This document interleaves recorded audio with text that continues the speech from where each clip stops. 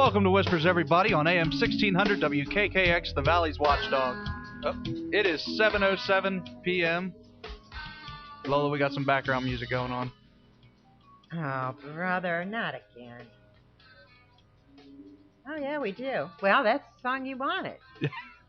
Got a little early. It's 7:07 p.m. here in downtown Willings. 46 degrees. Number here is 304-214-1600. If you're out of the area, give us a call. 1-866-514-1600. It's been a long month. Yeah. I am ready for February to be over. I was talking to Jordan about this earlier. This has just been a horrible, horrible month. We need to kick it to the curb. We moved our Tuesday debut back a week. There were some issues that we've had here. One of our hosts here at WKKX did pass away. This is our first show since then. So he was a very great man. His name was George Kellis. For those of you that are not in the Valley and listening, he will definitely be missed here in the Valley. We're going to go ahead and we're going to have a moment of silence for him, if you will. Just keep your thoughts and prayers towards him and his family.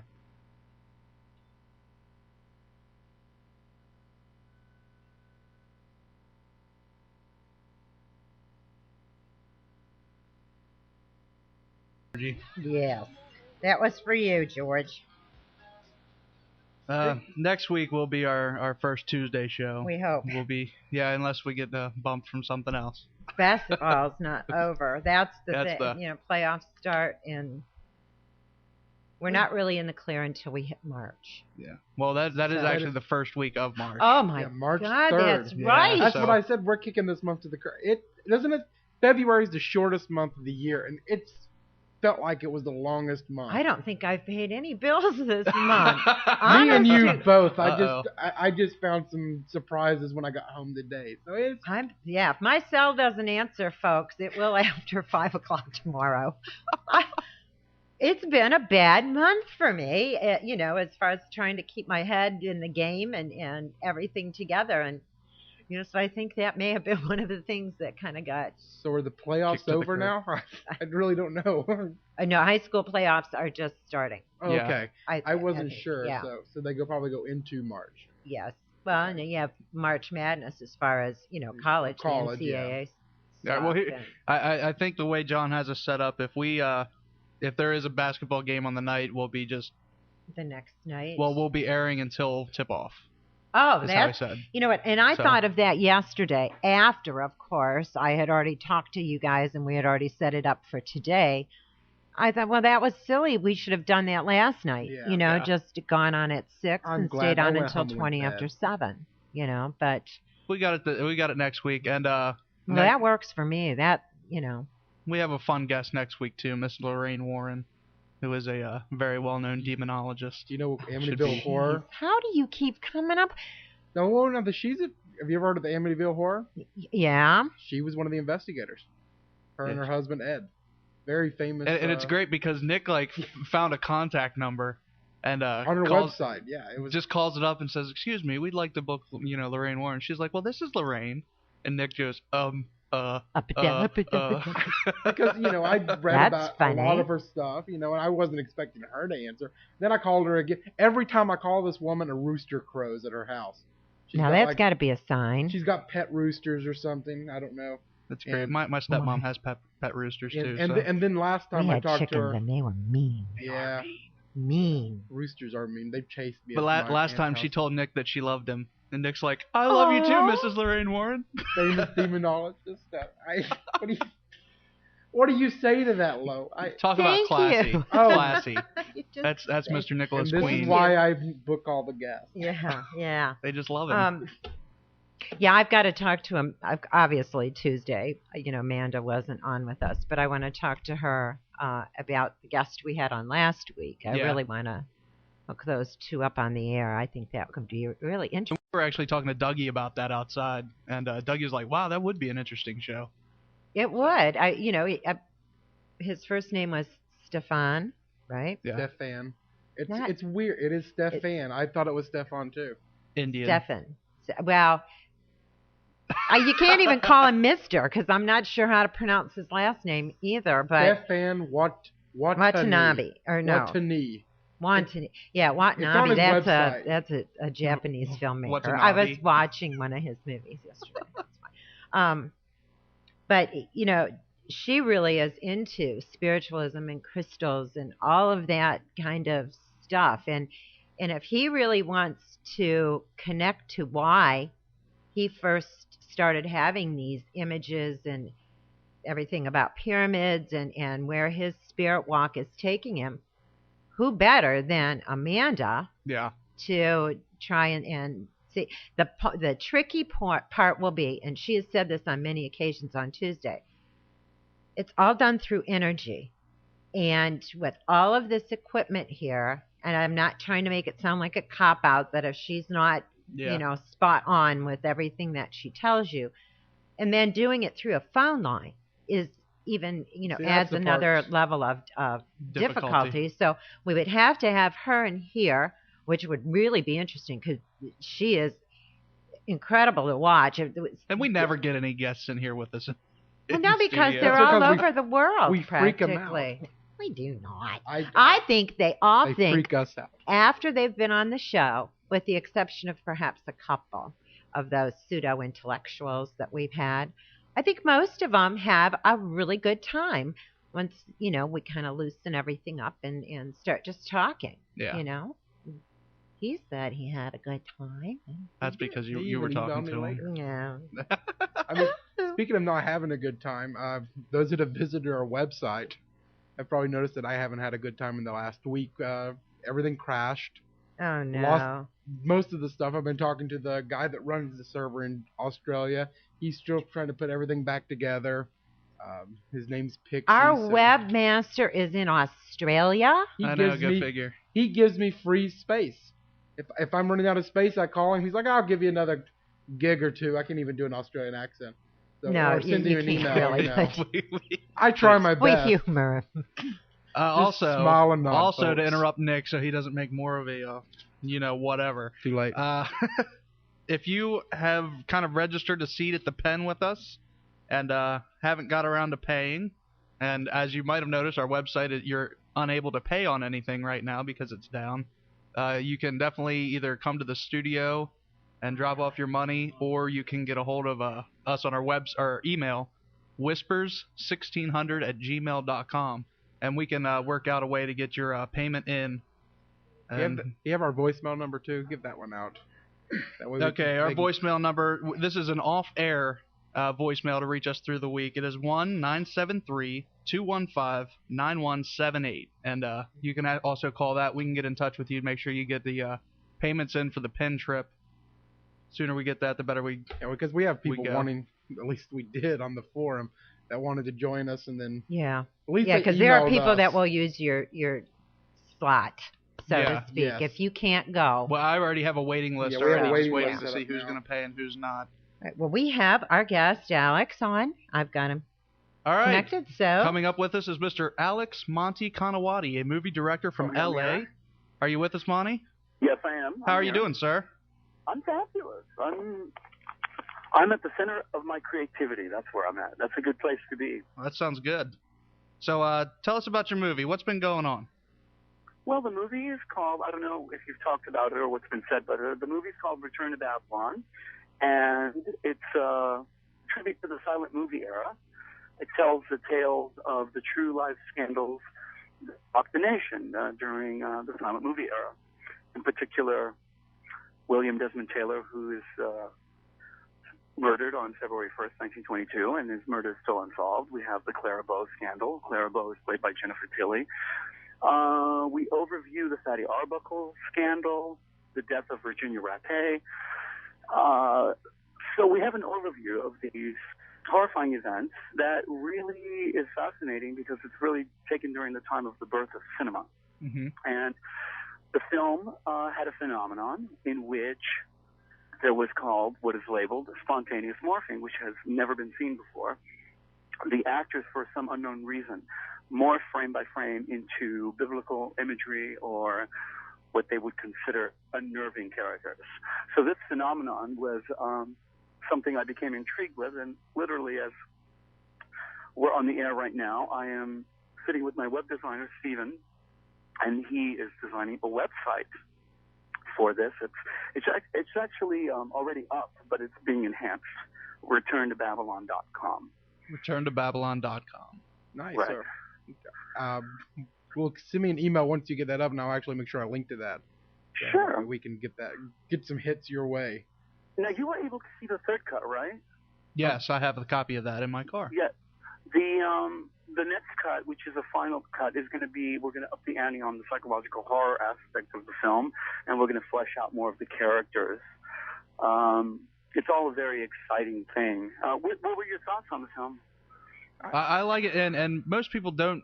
I don't know if you said this already or not, but it is a silent film. You know, it is a modern day silent picture. Mm-hmm. And I think that's an interesting take because that's moved away so far from this culture. So, Correct. Which was, some of the scenes we had to go back, and just because it's not used to it, it's just one of those. Oh, you guys, you got to learn to read subtitles. That's, I did. you know. Well, not even. I love silent movies. He has They're the cards. He has the Title cards. cards. So it's even more. I mean, it was really interesting. It's made just like the movies The old back silent in the day. movies, yeah. I mean, got the bum, bum, ba-da-da-da-da in the background, and I can't wait do to that see again. it. No, please. I love silent movies. I love that whole era, and any opportunity I have, I turn to classic movies. We're waiting word any day now to see if we're accepted into the Beverly Hills Film Festival. all right. And the film festival takes place April 1st to April 4th. And I'm surprised it's already the 25th. They haven't sent out the acceptance letter. So we'll they'll see. get around to it. You want time to promote the premiere, especially when you've got like celebrity talent. They're always flying somewhere. Yeah, you have a few big names in this, don't you? In this I film. believe so. Jordan Mazar plays Gloria Swanson. She's notable for a number of things. Currently, she's on HBO's series Entourage. We have Jennifer playing Sarah Bow. We have Maria Conchita Alonso playing Lupa Velez. Tippi Hedren, of course, from the infamous The Birds. Hitchcock Ingenue, The Birds, Yes. and Marnie. She plays a studio executive. So it's all, very, very star-driven, really. Stars playing older stars. Mm-hmm. Is this based on a book? Because that title, long before the guys ever told me about this, the name is just ringing a bell somewhere. Oh, you're referring to Hollywood Babylon. Babylon was actually a movie directed by silent film director D.W. Griffith. Yeah. And Babylon is associated, the name, with the silent movie era.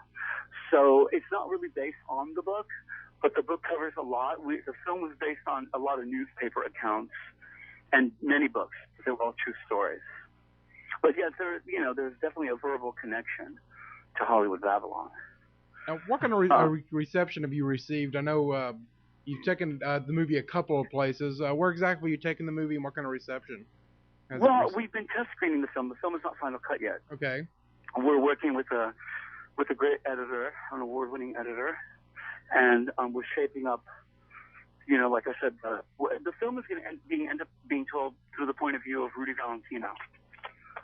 It was Rudy Valentino that basically got all this started. The way the film started was my producer and I found a bag of film on Hollywood Boulevard just waiting to be exposed. There were 19 rolls of black and white film. You're kidding. Nope. And that's what started. Well, we shot one episode of the William Desmond Taylor that was called The Birth of Babylon. The Birth of Babylon won the grand prize at a Los Angeles Film Festival out of 3,000 entries, got the worldwide competition prize, and that sparked a huge interest. It was amazing. There was a $58,000 party thrown for an $800 movie that was shot in one day. So at the party, I met Maria Conchita Alonso, and it was a big star-studded event. And she said, well, when do we film the next one? And I said, what do you mean next? And 2 weeks later, we started Return to Babylon. I mean, here I was trying to keep up with the monstrosity of the movie. And one celebrity after another kept getting involved, and I had to start turning away others. Oh, wow. And I was just overwhelmed. I thought, what is going on? Turns out that on October 27th, I went to Salem, Massachusetts, and I stayed with a psychic named Jeffrey Justice. Lo and behold, we did a reading, and the spirit of Rudy Valentino came to him, which I was not surprised because Rudy had been making a number of appearances, and we filmed at Rudy's house, and the whole, silent movie estates of Norma Talmadge and Antonio Moreno, which are like 10 to 15,000 a day, and here I am getting them for free, getting the actors, and I thought something's going on. So he had been making appearances to me. Now I'm used to it, Last night he appeared in the middle of the night. My roommate saw him. So he was orchestrating the whole thing, and it was great because through Jeffrey, we were able to have a long conversation. And he explained, he put the bag of film there, and he helped me do this great silent movie, of course, which he knows all about because he was friends with all the cast. The people that he knew, Gloria Swanson, of course, he did a movie with her called Beyond the Ropes. And he was it was a life-changing experience because even though I had been seeing him for years, he actually now had a conversation with me, and what we're going to do is I'm hoping to get Jeffrey out to L.A. so we can pick the next channeling. Now, can you say that last part again? You kind of we can videotape the next channeling. Okay, wow. Because it's fascinating. Even speaks in an Italian accent and everything. Really? Now you said that Rudy Valentino was appearing in your house. He's a very good friend of mine. He not only appears in my house, but he makes his presence very felt. There's been a number of witnesses now. Now, it's quite fascinating. Can you tell us a few stories about this? Well, my cousin Alex almost fainted when he saw him. I bet he did. My roommate said he was here last night, wasn't he? And I said yes. He said yes. My roommate Jimmy. Also, incidentally, Rudy put me in touch with his nephew Giovanni Guglielmi, and on Friday, Giovanni's giving me Rudy's gold ruby ring. Oh, wow. Because I portrayed him so well in the movie. I'm also getting his horse riding boots. First time you mentioned that, you portray in the movie, I play Rudy. You play Rudy Valentino. Okay. Yeah. Mm-hmm. Very good job, by the way. I didn't want to play him, but there was such a strong resemblance that named Blaine Dunham, she said, Monty, how could you get someone to play this? You've got to play it. You look just like Valentino. But it's so difficult to act and direct in your own movie, and I'm not really an actor. So I said, well, okay, I'll do it. And everyone said I did a good job. So there's definitely a... Did you hear that siren? Yeah, I hear that. Yeah. They're not coming for you, are they? That was Rudy. No, that was Rudy. He was playing a joke. Whenever there's a siren like that, he enhances something that he wants. Oh, that crazy And fella. he's a loving, very loving person. I mean, I'm indebted to him. I mean, once I have the ring on my finger, of course, that's going to be incredible. I'm going to videotape that. No. What do you think that's going to do for you? Well, I mean, to wear something that belonged to a silent film star who was so well respected. I mean, first of all, getting a ruby ring that's that size is just an amazing feeling. Let alone now have it belong to someone who's such an incredible father figure, is just very. I can't even describe the feeling. How big exactly is the ring? I haven't seen it, but Giovanni tells me it's huge. So if we mug you in the street and that's what I'm worried about. I was going to say, I don't know if I'd wear it in the street. Lola would love that. I'm going to take a picture of that, and it's going to be all over the internet. I think that's press right there, if you think about it. I mean, here's this guy who plays Rudy Valentino, and then by chance, I meet Rudy Valentino's nephew in Palm Springs, and we both don't even live in Palm Springs, which is 2.5 hours away, or 1.5 hours from LA. And we're both in Palm Springs at the same time, and we meet in a bar last May. Now, how did you know it was happening? Well, we just started small talk. And he said, what are you doing? And I said, I'm playing this, character named Rudy Valentino, and I had been in Palm Springs because I was meeting with an editor. And his eyes just lit up. He said, well, that's my grandfather was his brother. Oh, wow. And I said, what? I said, then you must be the grandson of Alberto. And because I knew the character so well, and I read his biographies, I took Giovanni to the editing room, and he saw the movie, and he was just blown away. So we've kept in touch, and Rudy made it clear he was going to get a gift because telepathically. And lo and behold, Giovanni left. Says, "I'm going to give you his ruby ring." It was going to be a surprise. I almost fainted. You know. Yeah, to In fact, receive I was something gonna from an icon, you know. Well, and then to have it, he was going to give it to me on Valentine's Day. So it's kind of like so surreal. But Giovanni lives in a city called Newport Beach, and I live in Beverly Hills. And it's about an hour and a half away, you know, considering traffic. And we've been having in LA some heavy rains. Right. So some of the freeway was flooded. And so he wanted me to have the ring for Valentine's Day. And that time period, it was very rainy. So I told Giovanni, well, why don't we just meet? Because I'm in the editing room every day and all that. Why don't we'll just meet on Friday, this Friday. Well, So it congratulations. really is an amazing feeling. Now, You know, with you're able to see, I guess, Rudy Valentino in Right, your home and you're- all that.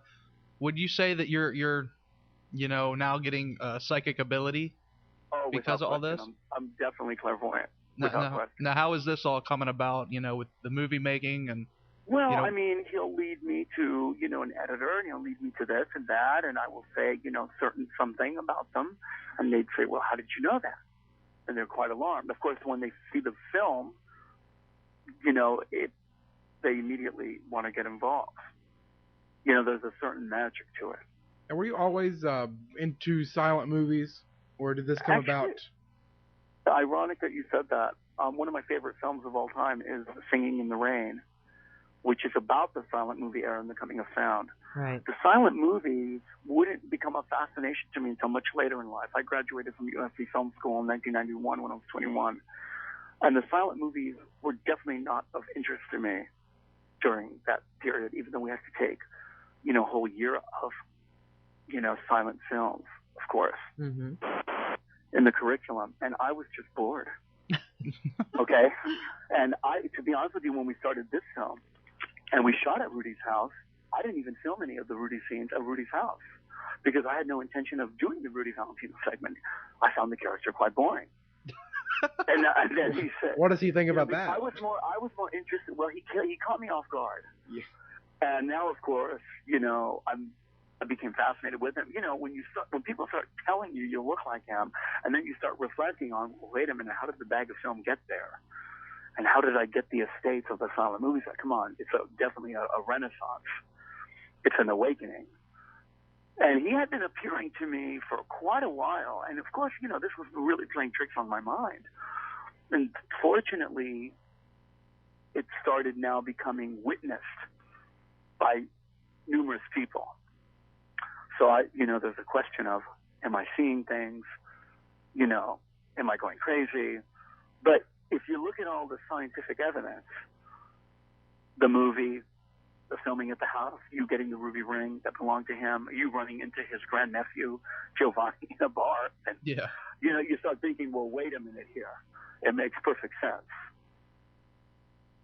Wouldn't you say so, Jordan? Yeah, it's crazy stuff. And let's put it this way, how did the film animate itself? Yeah. Can you want to go into a little bit of that? Well, what did you think of the ending, where we show some of that? In the next version, it's going to be, I mean, we're discovering anomalies all the time. Now, I'd like to see the next edit, too. You're going to have to send that to us. Oh, well, I mean, hold your horses, Jordan. I'm not allowed to. My producer, Just demand. is already alarmed that I sent you the film, and I'm not supposed to send it out to anyone. Yeah, but because in order to be qualified for Oscar nominations and the Academy, there's strict guidelines. We never received anything. Yeah, we don't know what you're talking about. There you go, Jordan. You're a crazy man. Perfect. Yeah, answer. I have a while. I'm just going to sit and stare blankly at the screen, you know. So She hasn't seen it either. She doesn't know we haven't. If you want to hang tight just for a minute, we are going to take a break.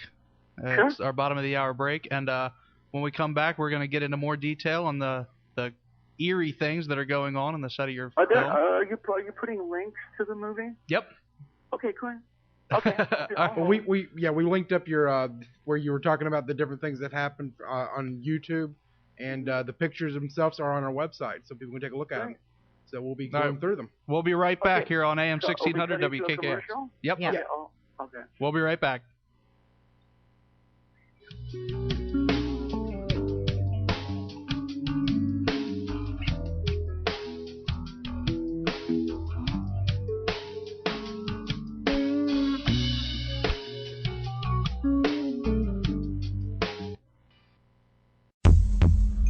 Do you want to dive into the bizarre world of the paranormal? Do ghosts, UFOs, or the supernatural amaze you to the point of wanting to learn more? Then you need BVRN, the Black Vault Radio Network. With more than 750 hours of on-demand talk radio, syndicated from more than 35 shows, the Black Vault Radio Network is your one-stop shop for the world of the unexplained. Check us out and tune in 24 hours a day. www.blackvaultradio.com. Again, that's www.blackvaultradio.com. Ladies and gentlemen, welcome aboard The Dog, offering non-stop local live talk radio service. Fasten your seatbelt and enjoy your trip. On the Valley's Watchdog, AM 1600 WKKX. Welcome back to Whispers, everybody, on AM 1600 WKKX, the Valley's Watchdog. It is 7:36 p.m., 46 degrees here in downtown Wheeling. Our guest tonight is Mr. Alex Monty Canawati, a film director from L.A., who has been visited by Mr. Rudolph Valentino, silent film star, and got some other paranormal happenings going on the set. How you doing, Mr. Canawati? Very well, thank you. Now, I do have a question for you, Monty. I have to ask this because it's always been something that's fascinated me. When he appears in front, what does it look like? I mean, in movies you see different things. It's kind of fuzzy or black and white, or what does it look like? It's okay. The first time one time how he appeared is you've got like a window in your house, and the entire glass turns into his picture, like a black and white photograph.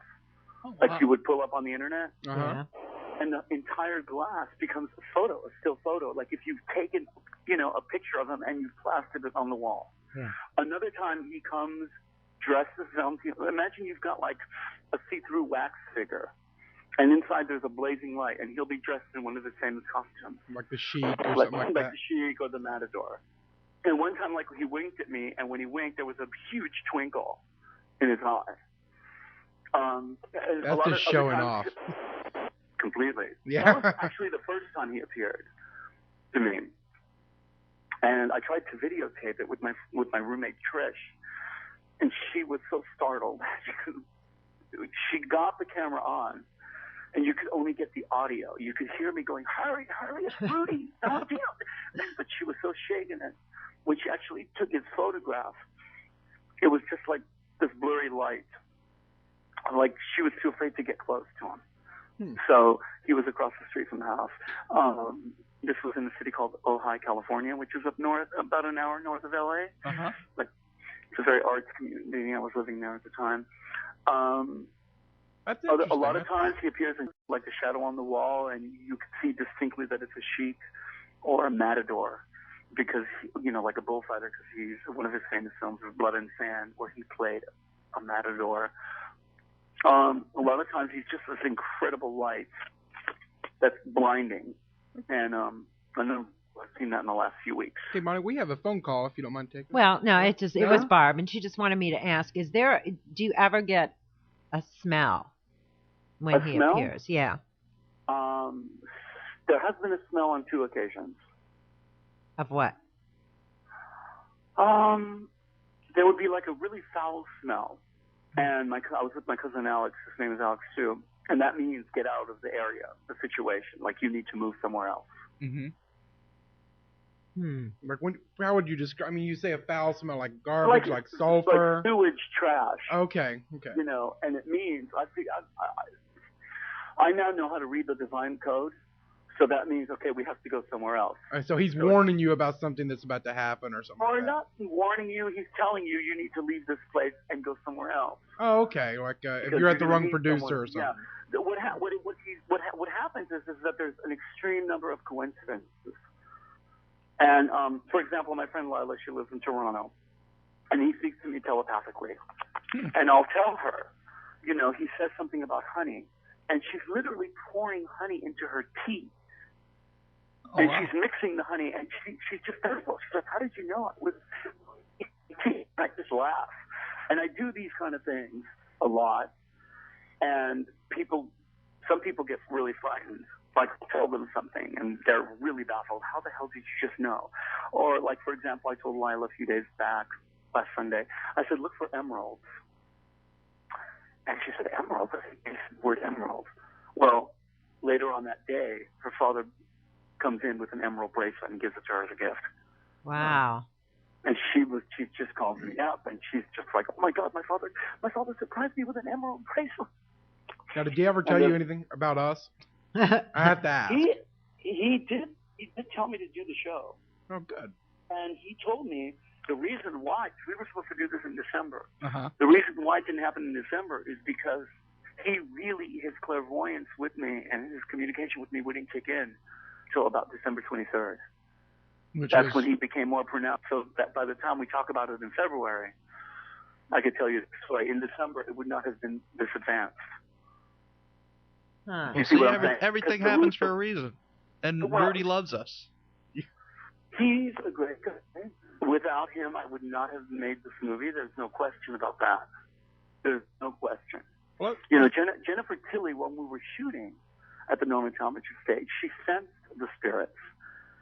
And she was very vocal about it. Of course, at the time, I thought maybe the woman needed her head examined. Wow. This was before, you know, it became really clear that we saw the footage in the editing room. And I took the footage to Brooks Institute of Photography in Santa Barbara, where they studied the film frame by frame. And Dean DeFilippo there was really alarmed. And since then, of course, I've had the film inspected by numerous religious groups. And, you know, I went to a demonology lecture at the Biola Christian University here in La Mirada, California, and they confirmed this is definitely a spiritual message of some kind trying to make its way through. Let's talk about some of the images. We got, you know, some of the images from you sent us, and some of these are from MySpace. The one that always interested me is looks like and bear with me on this. Looks like a guy that's kind of going through like this forestry or a garden. Okay, a garden, Mm-hmm. and all of a sudden his nose just seems to just elongate. I mean, what exactly is happening there? Where are you filming? We were filming in a city called Pasadena. Okay. Ironically, that was the day before 9/11 that we shot on 9/10 of 2001. That was the eve of 9/11. Huh. And there are a lot of demonic images, or what people would label demonic, I call them anomalies, appeared that day. And, you know, we started laughing. That was one of the first images we found. And then maybe it's creepy. Yeah. Oh, the funny thing is, the actor who plays that character, okay, we're filming no more humans. I mean, sure, they've got hair, and they've got, you know, well, he doesn't have hair, he's a shaved head. But, you know, we had the traditional hair and makeup, which was silent movie makeup, you know, a little bit dark, you know, lips and eyebrows, but nobody, you know, everyone was still human. They were Homo sapiens. This clearly is not human. No, I mean, who's got a Pinocchio nose like that with claws? Yeah. You know, so that was one of the first things we found, and we started putting it all together. And definitely, you know, I think I'm going to have to give the CGI credit to Rudy Valentino. Now, this was before you even, you know, knew about him, you know, personally. I should have been more suspectful. I should have. But, I mean, of course, it wasn't until I took the film to Salem, Massachusetts, to test screen it in Wichitown on Halloween.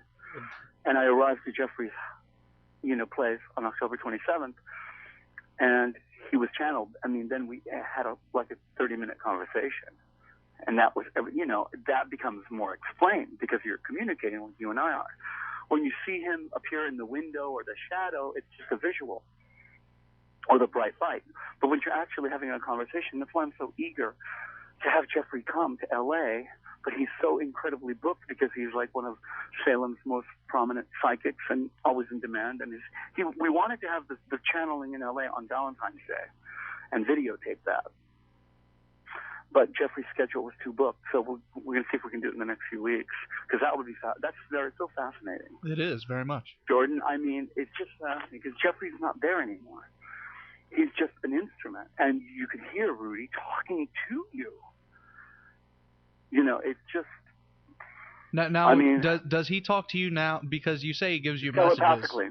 messages. Telepathically, okay. yes. Now, of course, you don't need Jeffrey, I guess, to do the channel at this point. No, but I need Jeffrey as an instrument because he'll speak, and it's more interesting for an audience. Oh, of course. Because to videotape myself talking to him, they won't be able to hear him. You're like, well, what is he doing? Yeah. Talking to yourself. Exactly. It would have asked questions. Now, you also went to Sylvia Brown about this, too. How did she feel about... She actually called me. Oh, she said there's definitely something going on, without question. In her belief, that was definitely the Christ himself that appears in the film, because we have a lot of Christ-like images. She was actually going to get me on the Montel Williams show. They had taken it out of syndication just 2 weeks later. I talk to her once in a while, and I'm going to finish the movie. Our deadline's April 1st, and I spoke to her last week. I will, then we'll gear up for a publicity campaign, Yeah. Everything has to come in order. I mean, we're working on the webpage now, and we're building up. How long do you think you have the webpage done? Well, it's up right now, returntoBabylon.com, but my web designer's in the next room, and, it's a work in progress, so you keep adding new photos. And, okay. A lot of those photos then are on the website where you've just cut it out of the film. Right. Okay. When did you start noticing stuff? I mean, how did you start noticing with just all? Because a lot of this stuff, like you said, you have to go through frame by frame. And when we were watching the movie, I was with Dean from Brooks Institute of Photography, and everyone was interested in the film because the black and white was so sumptuous. So Dean was actually studying the film. And that's his job, as a photography teacher. And, they get really into it with the shadows and the key lights and filler. And he was like the third or fourth person to say, did you do any special effects? And I thought, no, why does everyone keep asking me that? Then he paused the film on the guy with the nose. Okay? Yeah. And he said, how do you explain that? And I just started laughing. I said, I have no idea. And so then for 3 solid days, we just started going through the film frame by frame. And I was completely caught. This was in January of 2004. Oh, wow. So it's been a long process. And some of the other images, the next one that we have on our website looks like a woman, kind of like her face has been either elongated or kind of like shifted a little bit. It looks like a 4 or 5 hour makeup job. Yeah, and it's just it's a really. And that's every frame. Imagine there's 24 to 30 frames per second. Okay, we got another call another question from a caller. Yeah, we're back to the smells that you may smell when he comes in. She wanted to know if you've ever smelled tobacco or roses. Definitely the roses. Okay. I don't know why. She didn't. Her phone was dying. That's why. Well, that's really interesting because it's really interesting. She said that he told me that I would during the course of the show, somebody would mention roses. Huh. He hates fake flowers that people leave at the crypt here at the Hollywood Forever Cemetery. Yeah. So he has me remove the fake flowers and I replace them with real ones. Oh, well, that can get expensive. Well, yeah, but actually, it's more tasteful. Yeah. No, because it's only $1.95 for one rose. So I, just put one rose. I mean, special events, I'll do more than one. Yeah. But that was one of his instructions during the channeling on October 27th. Yeah, he died quite young too, didn't he? He died 31 years old. Yeah, 31. Yeah. He died in 1926. Yeah, from a ulcer, I think, wasn't it? An ulcer. Pardon? It was from an ulcer. Yes. Yeah. Blood poisoning, yeah. Yeah. Yeah, way too young. Although I don't know if he would have made it in talkies, with such a thick accent. He had a very thick accent. I think he still does. And it's really hard to say because Greta Garbo had a very thick accent and she made it. Yeah, that's true. So it's really hard to say. Yeah, Marlene Dietrich too. Marlene wasn't a silent film star. Whatever. She never did any silent film? She was an extra in one silent film. Oh, I thought she but had Greta started. was actually a star. Yeah. So Marlena doesn't count. Oh, okay. But she still nevertheless made it, which she had a German accent. Yeah. But Greta was sweet. So it's really hard to say if Rudy would have crossed over. It's interesting because talkies wouldn't come into it later, in 1927. And what year did he die now? He died in 1926, August 1926. Oh, okay, okay. Yeah. So. Well, how does he feel about his death? He said there was some foul play. Oh, really? And unfortunately, a lot of the people that knew that, it was a heavy, heavy, heavy kept secret. They're all dead now, of course. Mm-hmm. So Oops, we just lost you. Oh, we're losing you again. And I have to ask, we'll have to call him back. If it was foul play, I mean, who... I don't, hey, there you are. More about that. We thought we lost you there, so we... Well, it was just breaking up, that's all. Yeah. Go ahead, Monty. I have to talk to him more about that. My communication with him right now is strictly getting the movie and getting it done and things like that. I would be interested in, because during that time period, you mentioned Fatty Arbuckle, you mentioned all these different scandals were going on. I would say more so, maybe more so then than today. At least colorful kind of scandals. So it would have been interesting. Monty, we got another phone call. This is Josh. Go ahead, Josh. Hey, how you doing? Good show. It's very interesting. I have a question for Monty. Do you think that Rudolph Valentino has made himself appear to you because of your affinity for him? Maybe he was kind of like latched on to you because of... What I'm told during the channeling with Jeffrey is that we knew each other during the silent movie era. We've been on this side and side together. Mm-hmm. And it caught me off guard. Like I said, I was going to even do the Rudy Valentino segment. So he was one of the first houses that we got, which came out of the blue, and I didn't even know about the house, Falcon's Lair it's called. We filmed a Reuben sequence and a Fatty Arbuckle sequence. By the time I had interest in him, we had moved to the Norma Talmadge estate. So I was kind of caught off guard. He definitely picked me. Then he made it clear that we had known each other. That's interesting. I'm looking at your pictures, though. I don't want to use up all the time, but I'm looking at your pictures. You got to admit they are a little disturbing. They're not pictures of angels or anything. Does it occur to you that that's why maybe I call them anomalies? Anomalies, but yeah. Have you thought that maybe this has brought something not so good into your world, your set, your movie? Made it really clear to me that there's nothing evil, negative about this at all. I look at it as art. I don't see it as any more negative or evil than Frankenstein, Dracula, or the Mummy movies in the 30s. To me, I wanted to make a psychological thriller, and those.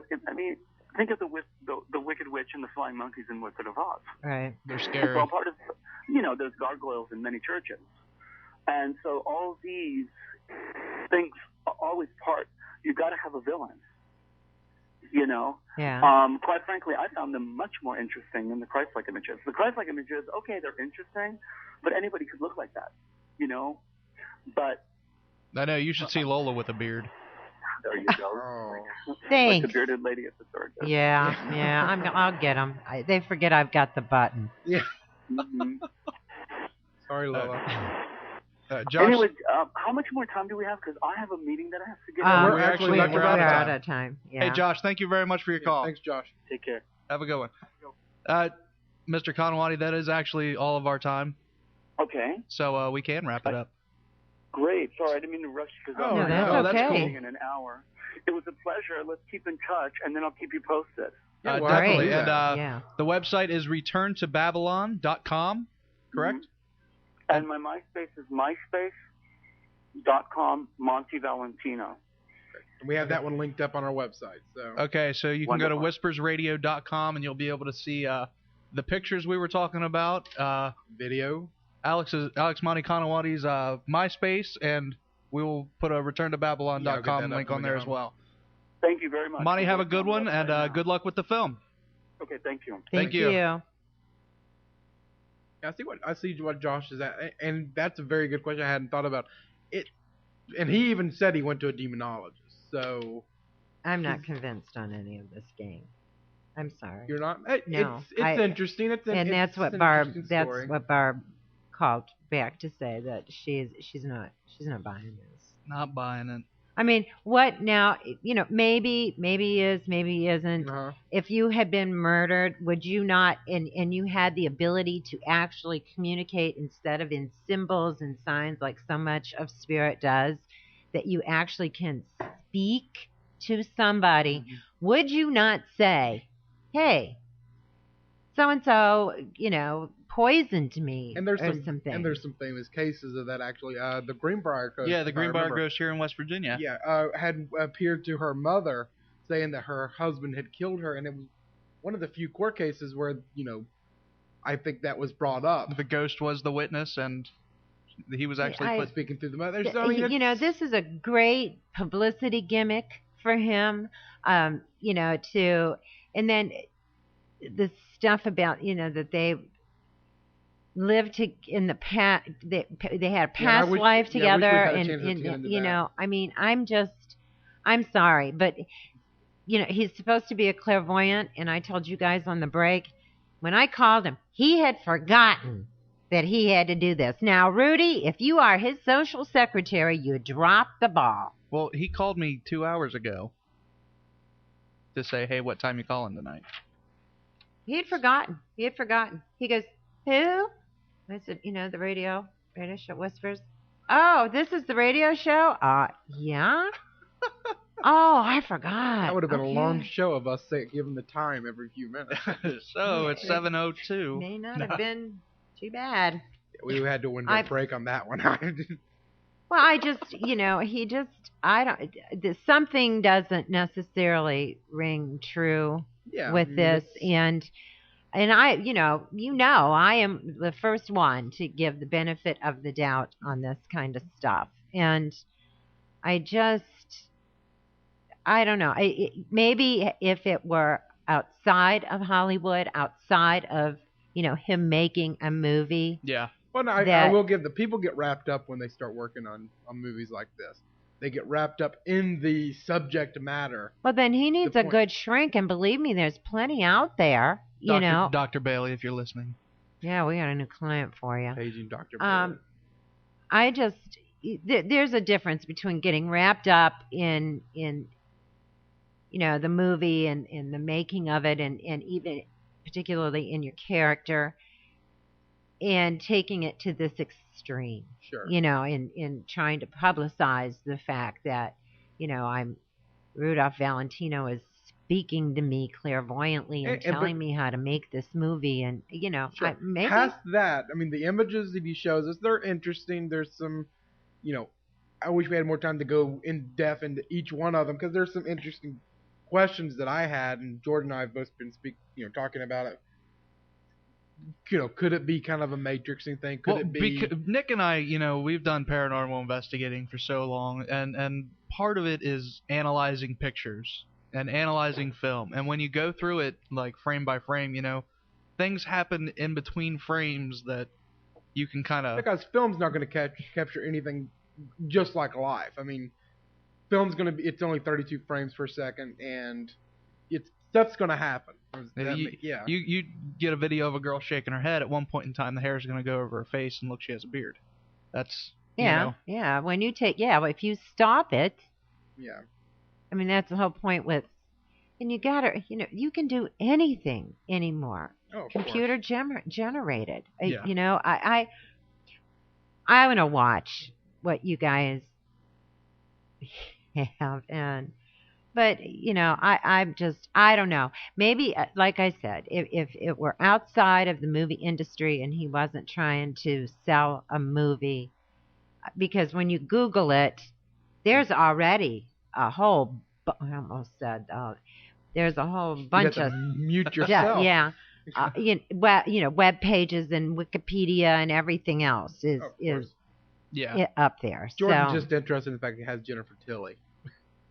There's a lot of really great actors and actresses in this movie. He loves the Birds. Jennifer Tilly. Yeah, I'm a Jennifer Tilly fan. I can't No, help that's it. okay. Well, see, Tippi Hedren, she's always kind of creeped me out because of the characters that she played, like the Birds. I got this real thing about I birds. need to watch the Birds.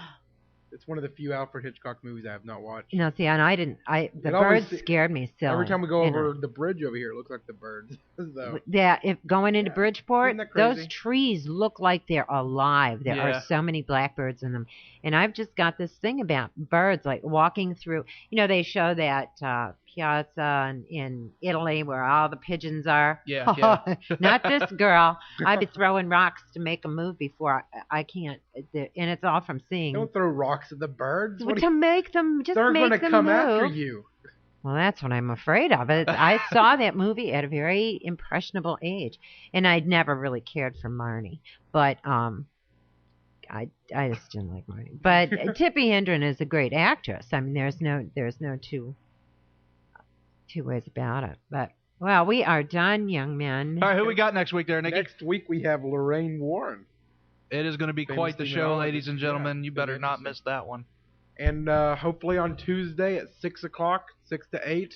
At the very least, we'll be here 6 to 7. I think we've agreed. So okay. Hey, remember, come with your stories prepared, because if it's the 2-hour show, that first hour is you guys, your stories, your call-ins, your ideas, your thoughts. It's going to be an hour dedicated to you guys each week. So thanks to Josh for calling in today. So yeah. You have to make sure you call back next week. Until next week, everybody, don't be afraid, only believe.